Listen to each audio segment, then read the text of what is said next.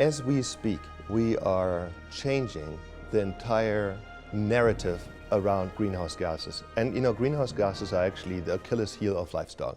This is what it's all about these days, how much methane comes from beef and so on.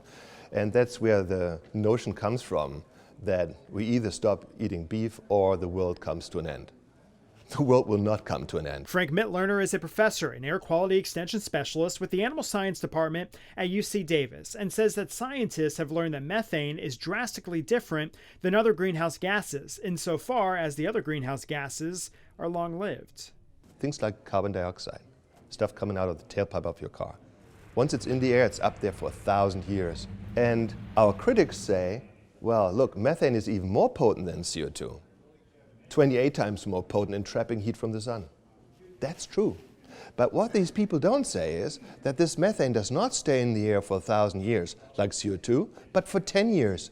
For 10 years. Mittlerner says that short lifespan of methane changes the entire narrative. Because what that means is that the same amount of methane that's produced every year is being destroyed. Because there are chemical processes in the atmosphere that destroy methane. That's not the case for CO2. That story is not being told. And I tell you, it will be told. It's very important.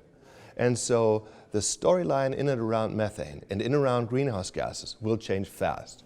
And those people who lean themselves out of the window a little bit too much right now, they're likely to regret it in the years to come, because they are saying a lot of hogwash out there. I'm Shel Winkley, looking at the journey our food makes from the farm and ranch to our tables from the ground up.